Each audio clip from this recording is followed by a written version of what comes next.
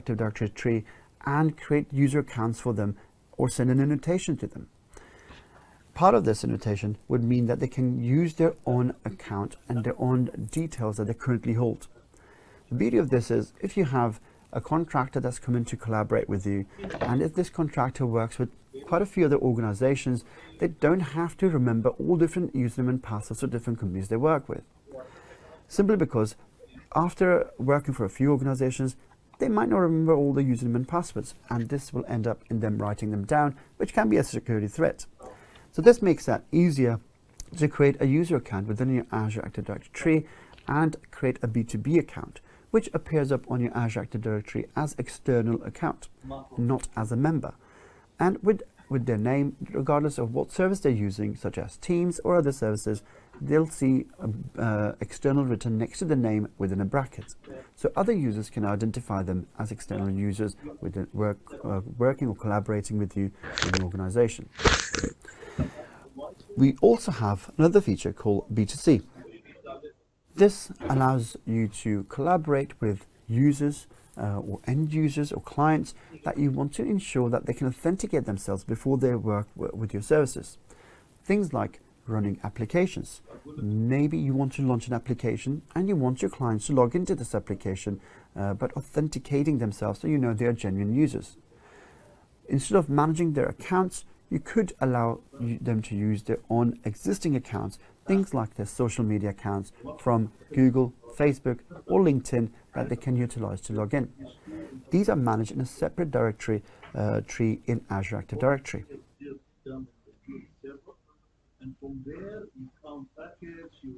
If you're using on-premises environments and you're not completely migrated to Azure and you're still in process of migrating, then your organization is in a hybrid environment. Now, organizations can choose to be in a hybrid environment for various reasons. Like I mentioned, you might be in a transition period and moving into the cloud. Or you might have some services that cannot be moved to the cloud for various different reasons. Could be governance or compliance or any other legislations that can enforce you to keep that service, those services or data locally onto your environment. So for that reason, you might be in a hybrid environment. That simply means that you can still use your on-premises environment and Azure accounts and services with a single account. You can do this with a use of a tool called Azure Active Directory Connect, which allows you to connect your Azure Active Directory services to your on-premises account. Now, during this process, you have three different mechanisms of authenticating your users when they are logging into services. It all comes down to what kind of a security service that you want to implement. You could use password hash sync, which allows you to use the hash or password hash to sync with your Azure Active Directory and just authenticate that online. So this authentication happens in Azure in the cloud. You could use pass-through authentication, which means that any authentication method that's happening either in the cloud would then be pushed down to your Active Directory on premises to authenticate. That means authentication happens on your premises. Or finally, you could use a federated service where you could hand over the authentication process to a third party to or a specialized service to handle the authentication for you. Typically, Azure Directory Federation Services could handle that for you on premises as well. Let's look at lesson number 2. Here we will talk about authentication capabilities of Azure Active Directory. Now, within this lesson, we'll talk about authentication methods, and we'll look at multi-factor authentication and password protection and management capabilities of Azure Active Directory. Let's have a look at different authentication methods. Now, passwords has been a primary method of authentication for a very long time, and we still utilize this as one of the forms of authentication. Typically, people tend to have multiple passwords for different services. I'm hoping they do. And with that comes the difficulty of remembering too many passwords. People tend to rely on easy passwords, so it's easier for them to remember, and they comes with a problem. Your malicious actors or users can utilize different tools that can guess easy passwords. If you make the passwords complex, it gets difficult for people to remember them, especially when there are lengthy passwords. They're not easily remembered. What we can do, we can use secondary methods to allow you to authenticate yourself to different services by using a device that you may hold. For instance, you try to log in and you are then prompted to respond to a message that is sent out using SMS or a voice command call that's dialed in onto that device that you would hold, and that would ask you to verify by using a code or a PIN to ensure that it's you. And that could be a better way of logging into the services. We do have other options that are considered even better than using your personal device. Things like using open oath protocols that can allow you to connect to services, using Microsoft Authenticator app that can allow you to authenticate yourself every time you log into a secure site or a service. Apart from that, you can generate software or hardware tokens. These can generate one-time access or one-time passcode that you can use to log in, and they expire out after a certain period of time. For example, generating a code for 30 seconds to a minute, and once you log in, it will then expire, or if you don't use that code, it expires after that time period. Similarly, a lot of the organizations use hardware tokens. This can be anything like RSA token, hardware key, that can generate a code every time you tap it, and it then lasts for a particular time period.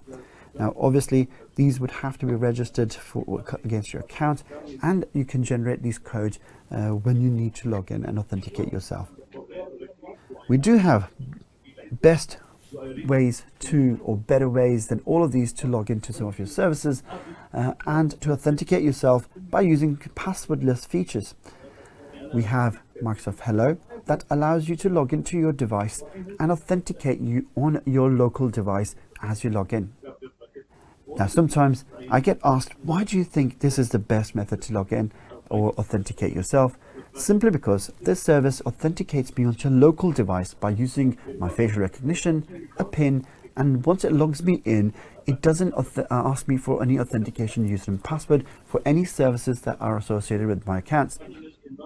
In this way, my password or my authentication happens based on a hardware that's on a temporary platform module or TPM chip that's on my hardware, and it doesn't leave anywhere, which is not easily affected by malicious actors or users to make changes to my details or steal them from my TPM chip.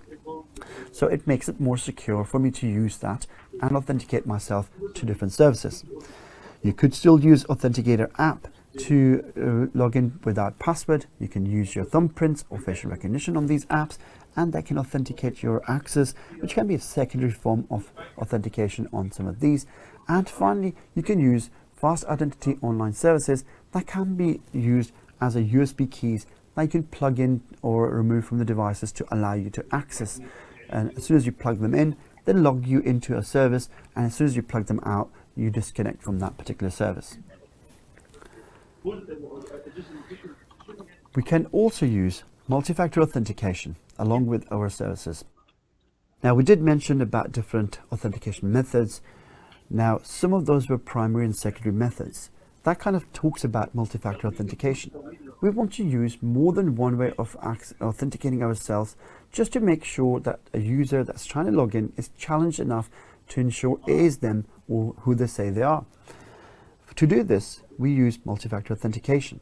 Now, multi-factor authentication relies on three main areas.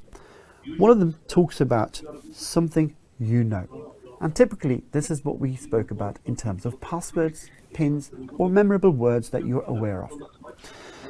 Apart from that, you would also want to have an understanding of something that you could have. And here we spoke about having a mobile device, maybe other things like smart card and something similar that could help you to identify who you are. Maybe an identity card, smart card, that could also work. A digital token could also be part of that. Finally, we want to ensure that we have something that you are. Basically, this is identifying an individual using their biometrics, Could be your voice recognition, facial recognition, thumbprint or fingerprint scans. So any of those put together in a mix to ensure that we can have a strong challenged user that is trying to log into a service, to authenticate them and then authorize them to do the task that they're willing to complete. Typically, when you're asked to look at multi-factor authentication, using a mix of 2 or more of these options is what we're looking to do. We don't want you to start looking at using 2 or more challenges of same type. So we don't want you to be asked with password and PIN as a authentication method, because that's something you know, and both of them are of something you know type. So you would want to do a bit of a mix. Maybe something you know, so you start off with your password, and in return it asks you to then verify. Once your password has been accepted, it wants you to verify by using your Authenticator app on your phone. Now, for you to log into the Authenticator app, you might have to unlock the app by using your thumbprint, so that's something that you are. Once you get into the Authenticator app, you can accept that request that's been sent, and by accepting that, you are doing something or you are utilizing something you have, and that is to ensure that you have that mobile device to authenticate that connection.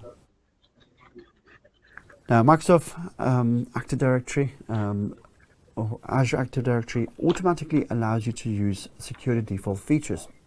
Now, these features are there to implement for those who are new to Azure Active Directory or just about setting up Azure Active Directory, but want to ensure that they have some security features in place before they start working with their services. Or for those who are new and want to ensure that they have at least some sort of security implemented and have better security posture across different services running in Azure environment. By enabling security defaults, you are automatically enforcing all the users to use multi-factor authentication on their services. Organizations that are using complicated or premium licensing would require to use their own security settings. Security defaults are there for those who are either new to Azure Active Directory or might be using a free tier of Azure Active Directory, and by default they can enable them to secure their environment. It is all good to use some of these features that we speak about in terms of password and passwordless features, which are nice for us to log into services without using the password. But it comes with a little bit of caveat, and that is that when you are not using your password for a long period of time, very likely you are to forget your password. For instance, I'll use my laptop to log in to my services. I'm using Microsoft Hello to log in, and I'm only using my facial recognition. Let's assume my organization has a policy that every 60 days to 90 days I need to reset my password, or if I am traveling to a different site and they want me to type in my password to log into a service. In that case, if I don't remember my password because I've been using my facial recognition to log in, I might forget my password. And this can happen very frequently and increase a lot of requests for your admin staff or IT staff to reset user passwords. For that reason, there is an amazing feature that's available in Azure Active Directory called SSPR, which stands for Self-Service Password Resets, which means you can use the service to allow users to reset their passwords. Now, I know what you're thinking. This might be a security risk, simply because if someone can reset their password, was that stopping from others or malicious actors to resetting someone's password to access their account? For that reason, there are different mechanisms that you can set in place on how you can ensure it is a genuine user that is trying to reset their password, so you can challenge them with different methods that we can have a look at. Now, why would somebody want to reset their password apart from forgetting their password? Maybe I don't like my password, or I think it's been compromised and I want to reset my password for my services, including Azure Active Directory, so I might want to change my password, not just reset it because I've forgotten it. Or maybe my account is locked out and I want to go back and unlock my account because I've tried in too many sign-in attempts, or for whatever reason I haven't used my account for a month or 2 and my account is locked out. So all these reasons I can use self-service password reset to reset my account. Now let's have a quick look at how this looks like in the portal. I'm back in my portal, and if I go back into Azure Active Directory and go through the blade that is on Azure Active Directory and scroll down under Manage, I can scroll down to look at passwords. There we go, password reset. Only if I can spot it quickly. All right, under password reset, just to highlight some of the options I have over here, I can see that I have an option over here that says self-service password reset enabled. Now, typically, if you haven't enabled this feature, it will not be on selected or all. It should be looking at none.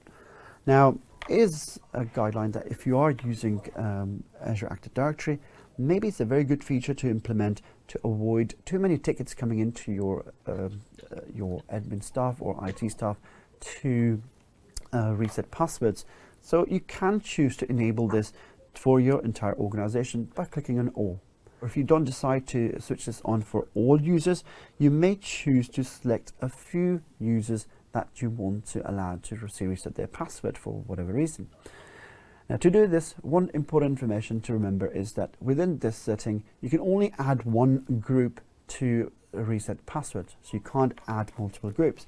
So ensure that you can go and create a new group and make all the users that you want to allow to reset their password as a member of that group.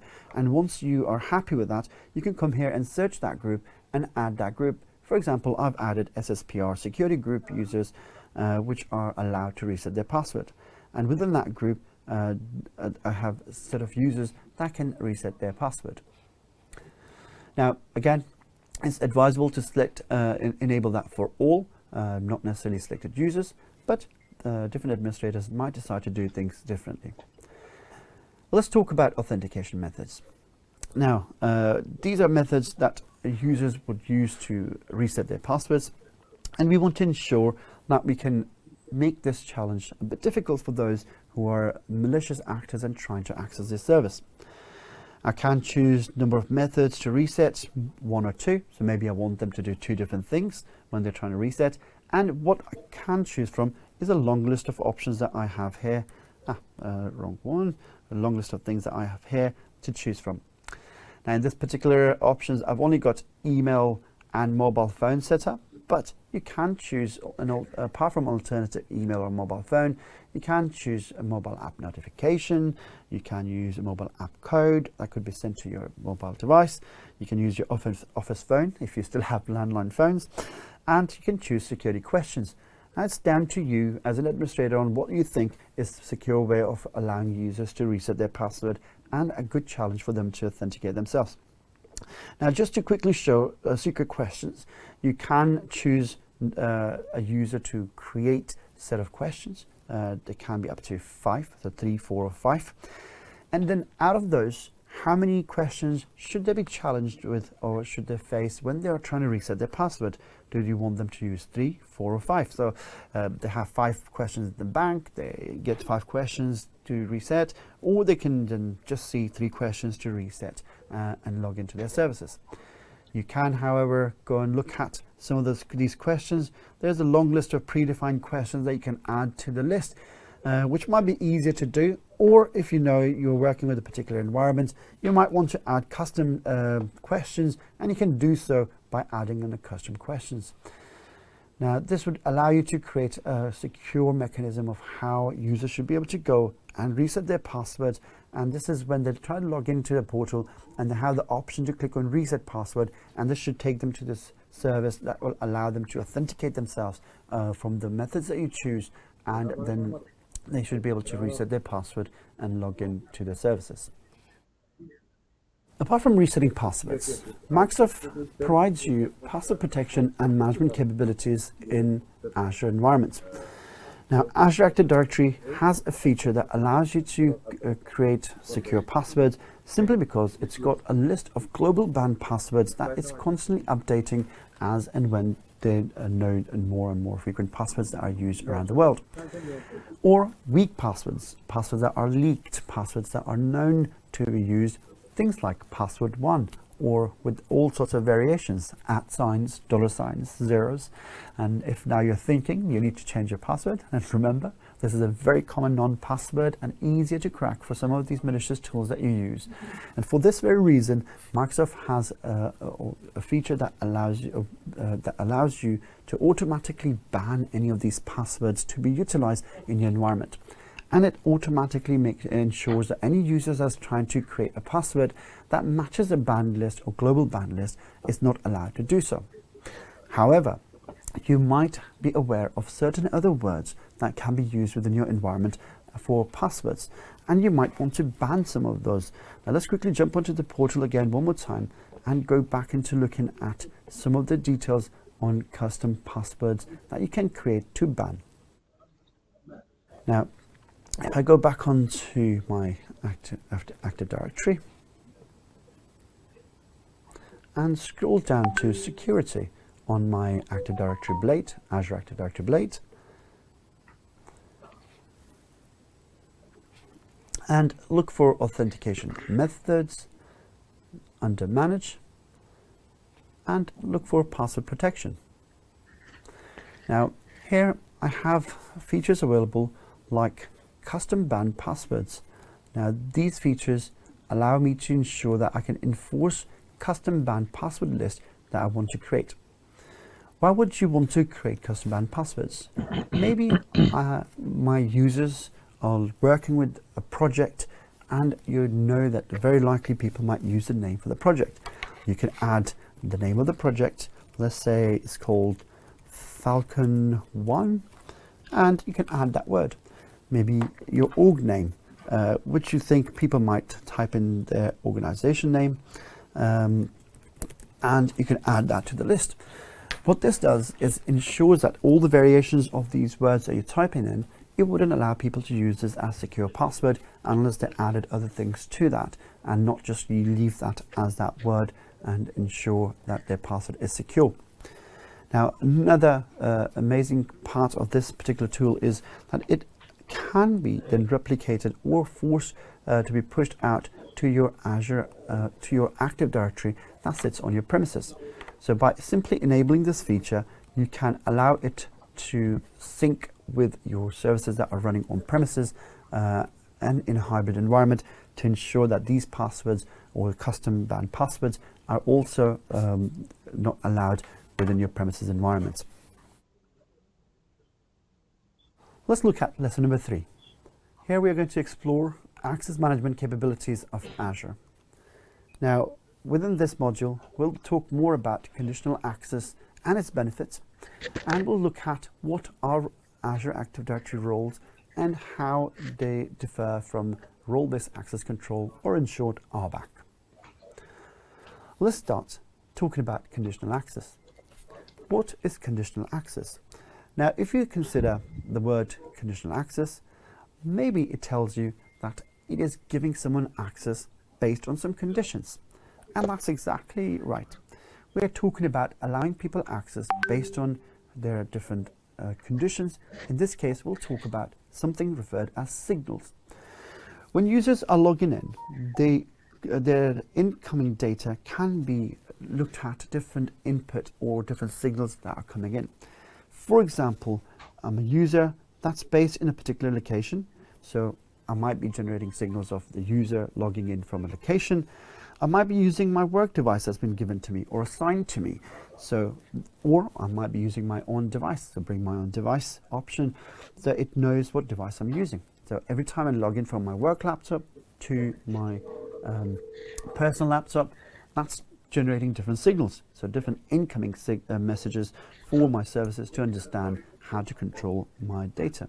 Similarly, it can be many of the variations of incoming signals. There's a list of them mentioned on the screen that you can look at. Now, consider conditional access as if and then statements. Now, if you're not a developer, surely that should be easy to understand. if something, then allow them or deny them, or do something based on their incoming signals. So that's what we are going to look at in case of conditional access. Now let me use a very quick example to explain some of this. Assume I'm logged into my laptop, sitting in my office, and I'm trying to access some of my resources. Let's assume some data that sits in Azure. My manager sends me an email, says, Waleed, can you log into this and go make a change to this data?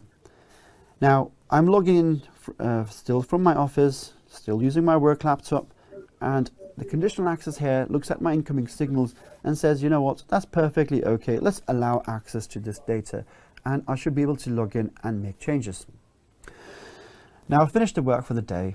I've left my office and I've gone home, and my manager rings me and says, the change that we made to the data wasn't supposed to happen till tomorrow morning. Can you revert that change? I can log back into my device, but this time I'm logging in from a different location. So the incoming signals can see that it's the same user, but it's logging in from not far. I'm hoping that I don't live far from my office, so I'm not far from the location that originally was. So it understands, maybe same country at least, same city, that I'm logging into the service. So it understands, okay, not much has changed, but it's not in the same physical location, still using my laptop to log in. In this case, what it can do, it can suggest, maybe confirm it to you by challenging my login or my request by asking me to do multi-factor authentication. Once I successfully provide the details, I might be allowed in, and I can log into my data and make that changes or make that change. Now let's assume I've traveled abroad to a different country far away from my hometown, and I am now working in my office from a different country. Now, while I'm trying to log into my data services, let's assume I am in UK at the moment and I'm going to travel to US. Now we know there are different laws that governs data in UK and in US. So maybe there is a policy that suggests that users only in UK are allowed to access this particular data because it's collected from the clients that are based in UK. So if now I am logging into the same user, logging in from a complete different location, so I'm going to US instead of where I was before. In this case, my if has changed, but then would simply in this case will say, sorry, you should not be accessing this data because you're not in the same location that's allowed to access this data. So it will simply block my access to this particular service. Now, this is conditional access and how it looks like. Now, let's quickly have a look at conditional access on our portal. Okay, let's go back onto our security tab under Active Directory. In fact, let's just go back so we know where we exactly are. So looking at Azure Active Directory Blade, and if I scroll down, looking at security tab over here, so going into security and looking at conditional access. Now, conditional access, there are a couple of policies that I have. They're both switched off. I can simply go and look at these policies or create a new one. Doesn't really make a difference. Let's have a look at creating a new policy. Let's call this location, since we were talking about locations, and let's say deny. Just to make sure that I am creating a right policy, because if you don't name them appropriately, you might have 10 different policies and you wouldn't know what to go and amend, and it might take a bit longer. So appropriate names is always useful. I get to choose on who this policy applies to. I have options to choose individual users. I can go by all users. I can select groups of users, and in this case I can decide if it's just the guests or external users, so I can put them all in one category. I can go back into roles. I can say anyone that has a particular role, maybe all the admin groups, maybe contributor roles, any other roles that I have, I can assign this to them. Or I can simply go and choose individual users and groups to assign this policy to. Now let's put Alex and assume we're applying this policy to just Alex. All right, let's add Alex as a single user to have this policy applied to. I do have options to exclude people. So if you were adding everyone or an entire group and you want to exclude a particular user for whatever reasons that you may have, you can go and exclude them from choosing the exclude option. Now, if I move on to the next option I have, we're looking at Cloud App Actions, and here we can choose what actions we want to happen for this user. Now, in this case, let's choose selected apps. I don't want it to be applied on all apps. And I've got a list of things. Maybe when this user is logging onto Office portal, this particular policy applies to them. Or I can simply go and type in Azure, and it should come up with Azure credentials and details. Maybe I want them to do this whenever they're logging into Azure management portals to manage anything within Azure environment. So every time they do that, they will be, this policy applies to that particular user. So let's select that. Now remember, if I am going to set up conditions in this case of what this policy should filter down to, there are loads of different options available for me to look at over here. I'm not necessarily going to go through all of them, but since in my example we're talking about location, we can choose different locations. In this case, I can say this particular user, if Alex logs in from trusted sites, from a particular location, or any location, this policy applies to Alex. Now, since Alex is using is going to go into Azure management portals, I want to apply this policy to Alex regardless of where Alex logs in from. And you do have other options to look at, and we'll discuss some of these options a bit later on in security options to allow users to sign in. Now, apart from that, now this was the if part of my conditional access. Let's have a look at the second part, which is what happens if this policy is met for Alex so far. I can simply block Alex's access to the service, or I can grant Alex access and allow Alex to do other things, like require multi-factor authentication or require a password change. Not necessarily want to do that every single time Alex logs into Azure, but again, as a feature to look at. So I can choose some of that, and again, I have options to apply all the options I choose, or maybe one of those to allow to work. So I require one of the selected controls, and I select. Now, I have an option to turn this policy on or off, or report only. In this case, it will simply monitor it. It won't making changes, but it will record information of what's happening, or I can simply switch it on and then it will enforce this policy out to everyone, or in this case, Alex in my Active Directory. So I can click on create and it will go out and create that policy. Now, this is how you create conditional access policies. And again, depending on what you're going to implement in terms of controlling access to your services, maybe you want to plan it better before you go ahead and create one, just like I did. Let's have a look at Azure Active Directory roles and role-based access control. Now, Azure Active Directory roles control permissions to manage resources that are within Azure Active Directory.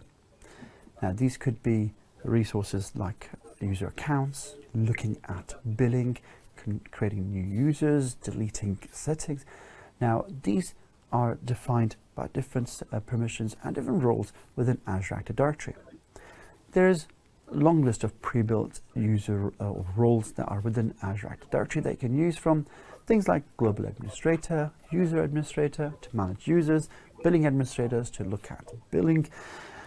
However, if you're not happy with the long list of built-in roles, you can create your own roles, which we refer as custom roles. Now, to do custom role or to create custom roles, you need to have a premium licensing. Now, typically, you can look at Azure Active Directory roles and categorize them in different areas. Things like Azure AD specific. Now, these might be roles that are defined specifically to allow permissions or grant permissions that can manage resources within Azure Active Directory only. Things like application administrator, group administrator, or user administrator. Again, these are defined to work within Azure Active Directory roles and manage accounts within that environment. You might look at service-specific roles. If you already have, for example, a person that's a champion in SharePoint, or someone who knows Exchange much better, instead of making them an administrator across your entire services, you might assign them a service-specific role like SharePoint administrator or Exchange administrator, for that example, Intune Administrator, or many other examples similar to that. And sometimes we have services that run across different areas and you can't assign a single specific role for them. For that reason, you'll use roles that run across different areas. Things like Security Administrator. You require security in all sorts of products, including Azure, so you need those type of roles that can run across different services, similar to Compliance Administrator.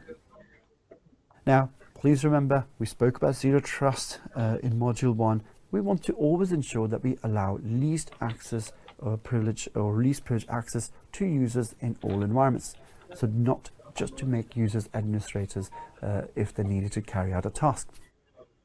At a quick glance, if we look at the Azure portal one more time, and I am back into my Azure Active Directory blade, and if I scroll down to looking at roles and administrators, then I can see there are pre-built roles. There's a long list of these pre-built roles that is available for me to choose from. Now, however, if I'm not happy, like I said, obviously if you want to find one of them, you can start typing in, let's say, user administrator, and if I try user, it will start showing me anything that matches that, and I have user administrator option here. I can find out more about what this user can do by looking into, or this role can do, by looking at the details that are provided, and tells me can manage all aspects of users and groups, including resetting passwords and limited admin rights.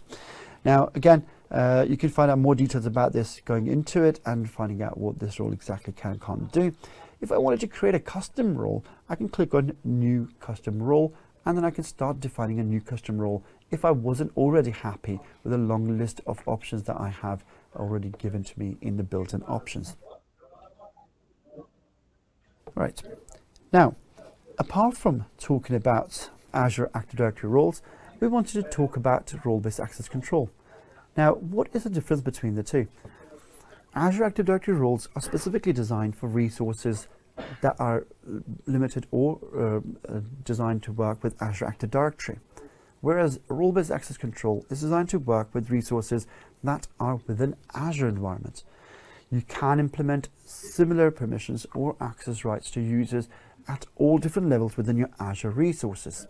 Now, if I jump onto one of my portals quickly and jump and have a look at my resources, I can assign this from a different hierarchical structure within Azure, looking from the management groups to subscriptions, going down to resource groups and resource types that I have. I can apply the RBAC at any stage. So if I start looking at, for example, subscriptions, and click on my subscriptions and choose one of the subscriptions that I have, I'll see an option within the subscription blade that refers to itself as Access Control, or IAM. That's Identity Access Management. So I can go into one of these and look at what's been already assigned to me already, or I can go and click on Add Assignment, and here I can assign different roles to users that can access this service. Now remember, like I said, this is something that you can apply at different levels, so they will inherit these roles as if you apply to a subscription. Anything within that subscription will inherit this role. Now, if I go back out, I mentioned you can go into resource groups and apply this. Let's go into one of my resource groups and look at IAM again within my resource group blade. Remember, this time I am in a resource group blade, and I am looking at IAM again, and again I have the same menus to click on and add assignments and roles. Now, typically you'll get to see three key roles that are usually available in RBAC, which is an owner role, which is assigned to someone who creates a resource, a creator owner role. Now, you can do everything when you have this role assigned to yourself or when you create something. You can, however, assign a contributor role to someone else who you want to collaborate with and work with. The only thing that a contributor can't do is assign permissions. So they can't remove or edit their own permissions or assign permissions to other. And finally, you have reader role, which simply is allowed to log in and read the service and not make any changes or modification to the resource type that you're looking at or what you have assigned the role to. Now, other roles can be specific to the service that you're looking at.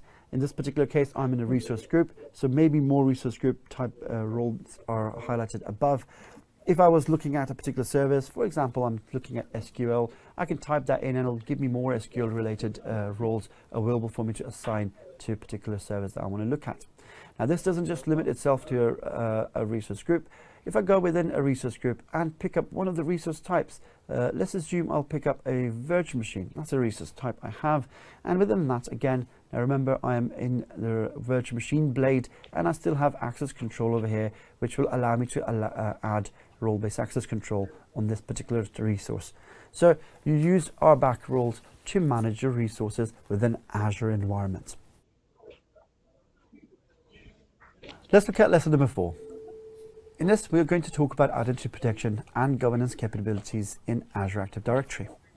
Now, within this lesson, we'll talk about identity governance capabilities, and we'll talk about what is PIM, Privileged Identity Management, and finally talk about the capabilities of Azure AD Identity Protection. Let's start talking about identity governance in Azure Active Directory. Now, we can look at understanding an identity lifecycle to understand how Azure can help you in managing identity or governing an identity within Azure Active Directory. Typically, when you start a new role, you would probably be assigned a new job role and allowed some permission to access some of the things that you require within your work environment. Now, with any role, as you progress within your job, as you move on to working with different projects, you might be your role might change and you might be assigned different rights and permissions and given access to different services. And that's where a natural progression of your job role will happen, and you'll keep on moving within the organization. Now, hopefully, if you stick to the same organization for long enough, you might retire, or even before you retire, you might decide to move to a different organization, and you might decide to leave at some point. Now, this is a natural life cycle of an identity that you'll see in an environment.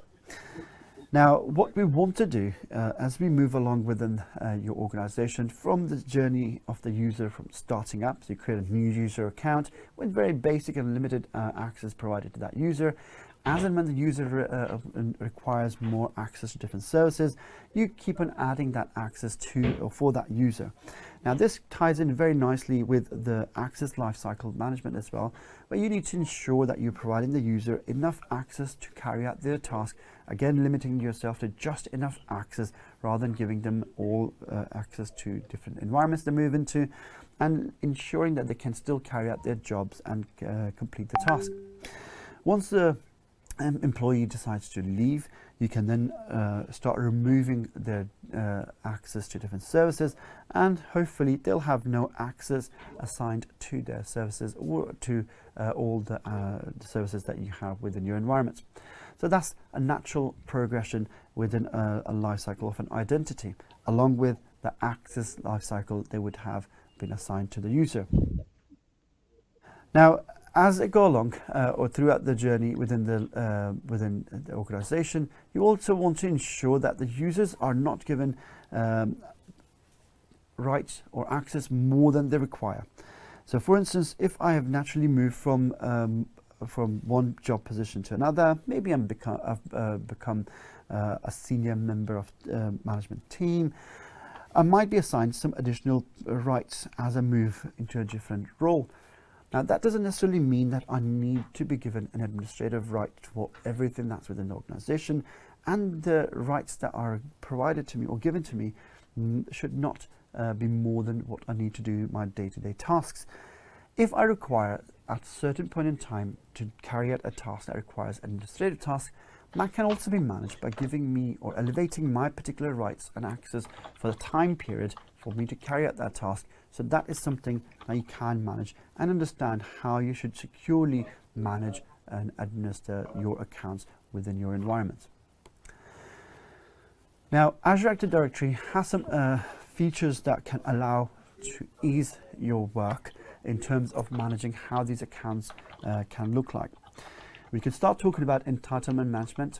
Now, this allows you to make it easier for your organizations to assign different predefined settings and access to different roles and users.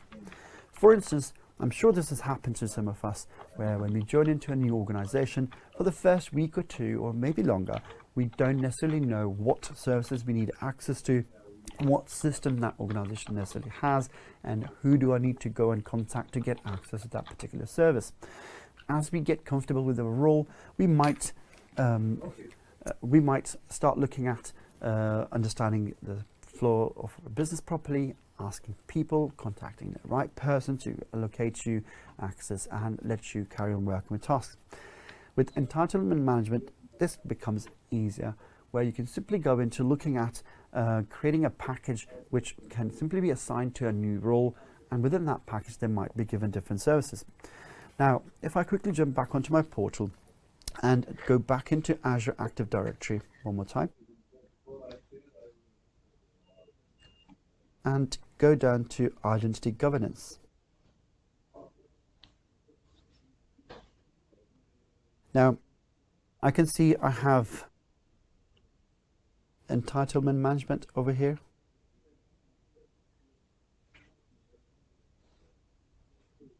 Try that one more time. There we go. So entitlement management over here. So what we want to do is we want to click on packages. Now there's a lot more detail to it, but we'll keep this conversation limited to what we want to look at and not necessarily how to create them.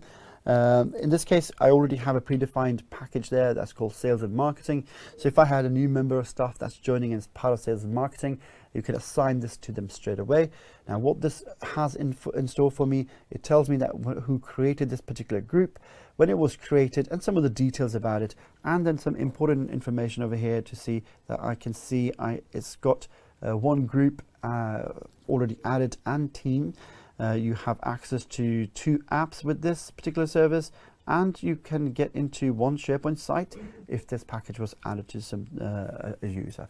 Now again, it's predefined, so it makes it easier for a user's journey when they're joining into an organization. As long as you know what team they sit within, you assign a package that's pre-built with different policies and different settings, so they can simply go in and look at different things in their role. Now, apart from that, we do have something called Access Review. Now, access reviews are interesting to look at simply because we want to make sure that you're not allowing loads of different users to go into different services and leave their rights or accounts with administrative rights left alone. For example, I might have a department that might have 10 different user administrators assigned to it. Do I necessarily need that many administrators looking at that particular department? Maybe not. Access management or access reviews can help me going into that and reviewing different accounts to understand if I have given someone a privilege or account access to look at, do they still need that access? Do I need to control and manage access to different users that are provided, and how and what they're doing with that access that's been provided to them? It allows me to efficiently manage different groups and users within an environment, so I can observe different users with different rights accessing different services, and I can monitor some of that.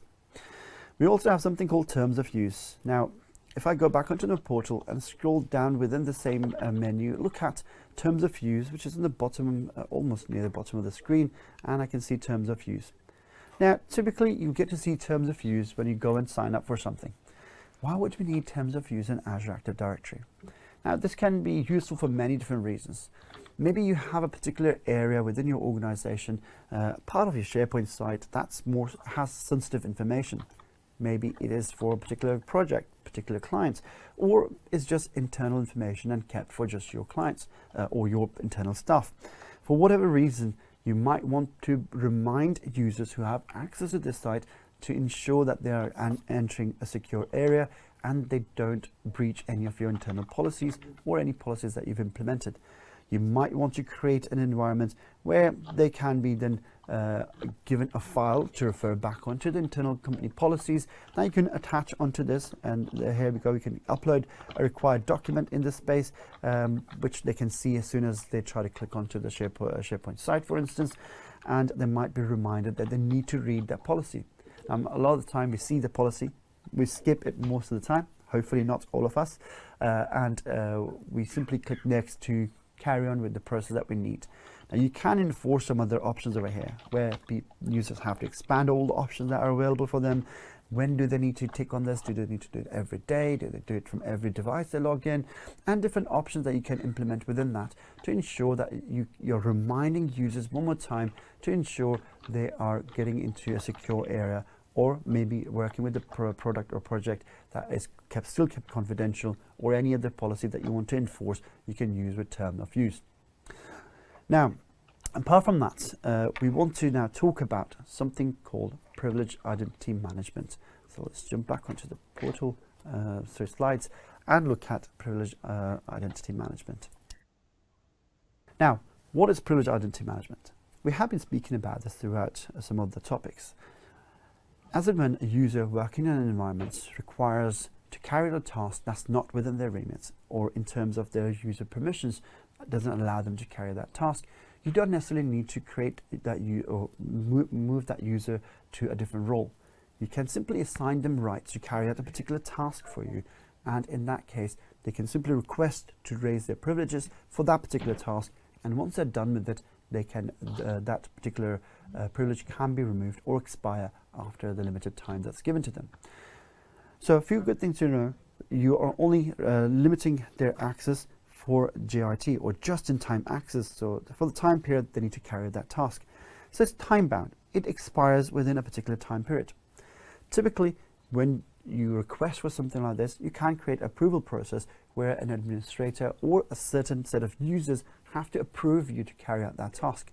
So you can assign different members of your team or other teams to approve a task for them to carry that out. Everything that you do within PIM is auditable. You can go back and look at who requested access, who approved access, what did they do with that access, how long did they log in for, what did they carry out within this, and all this is auditable, and you can find out all that within the auditable history. Now, if I jump back onto the portal quickly, just to show some of the features that we spoke about within PIM, so I can see that within my PIM, I can quickly go into Manage Access. And let's have a quick overview. There we go. We can have different roles assigned, different access assigned to users. You can activate them. You can look at approving some of these, so people when they request some of these access, or you can simply go back and audit everything somebody has done. So you can control on what, which user accessed, which user requested an access, and what they did with that access. So if I had any pending requests, they will come and land within my pending request options over here, and any approved requests that I've already approved will be here. Now, typically you'll go into your audit options over here, look at my audit, and you can click on looking at everything that was available for you to look at in terms of who did what, and you can run different reports to audit different roles that were assigned or given PIM access to go and change different services. Now we want to talk about Azure Identity Protection. Now, Azure automatically protects identities and credentials that we have within Azure Active Directory. Now, it does this by using some of the features that it has built into its security mechanism for identity protection. Within this, it automatically rates different users for different or rates them based on different categories like low, medium, high, depending on their activities and what they're doing to log into different services. And based on that, it assigns each access or each attempt as a sign-in risk or a user identity risk. Now, sign-in risks typically are based on how a user has logged in differently to what they normally do to sign in. This could be a typical travel.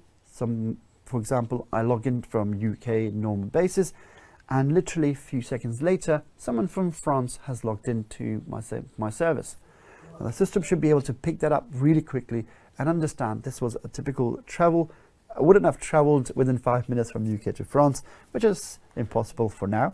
And for that reason, it should be able to identify that this particular sign-in is a risky sign-in. Now, depending on how that happened, it will rate it from medium, low, medium, and high based on how somebody logged in. This could also be someone trying to log in with anonymous IP address, so hiding behind a VPN or a non-malicious IP address and trying to log into the service. so it will rate you as a risky sign-in. Now, with risky users, it might understand that the probability of someone signing in, that it is not you, and that's how it understands that this might be a risk sign-in. For users that don't necessarily log in with certain aspects, maybe you don't log in with your personal mobile phone, you don't necessarily use an app authenticator or anything like this that you might suddenly use, it might assume that you have a sign-in or risky sign-in risk that you are doing to sign into different services. Right, let's have a look at this in the portal. So if I go back onto my Azure Active Directory and scroll down to security again and look at identity protection, it should give me a good idea of if there are any risky sign-ins within my Azure Active Directory at the moment. Like I said, it rates it from low, medium, high. If I click on the medium risks that it's showing me at the moment, I can see I've got 2 users that have logged in and they might have had some issues with logging in.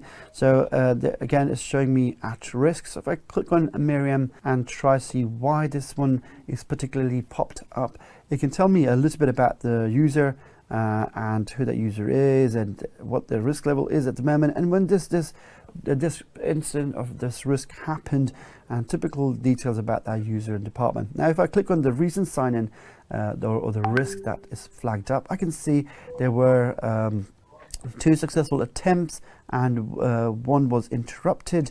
And if I go across to see what was wrong with this, I can see this user logged in from Frankfurt. Step back 1 second, and there we go. So I can see that's this user logged in from Frankfurt, where we said they don't necessarily log in from there because they're based in the US. I can see some more details. What device did they log in? They use a Chrome, they use an Android device, and again that kind of flagged up automatically that this is not what normally a user does when they sign into some of these services. So again, that kind of gives you an idea on how you can how the identity protection works in the back end, picking up users when they do try to sign in, either themselves or someone else uses their identity to sign in, and you can flag them up. You typically get to see 3 reports. We do have a 4th report which is in preview, so I'll leave that out for now. So you can use a risky users report and you can find out users that are at risk. Risky sign-in report, that will talk to you about different sign-ins that were at risk. So assuming that the sign-ins are not performed by the users themselves, and it will show you all of that and all those attempts. And again, risk detection on when it detected a risk. So you can pull up 3 different reports in here and understand if you have users at risk. Now, when we were doing conditional access, these can then feed into conditional access as a signal coming in. Some of the conditions that we didn't look at that point was looking at risky sign-ins, risky users, and we can base some of these risks. So if a user is logging in and a system is picking them up as risky user at a medium level, maybe we can decide different things to happen. If they are high risk, low risk, we can choose different options to happen. Avoid them access, enforce further authentication. So again, these signals can be used from the identity protection to check and control their access into your environment. In this session, we explored Azure Active Directory, including identity types that Azure Active Directory supports, secure authentication methods, password protection and management capabilities, conditional access, Azure Active Directory roles, identity governance, benefit of PIM, privileged identity management, and capabilities of Azure Active Directory identity protection. This concludes Module 2. We will take a quick 10 minutes break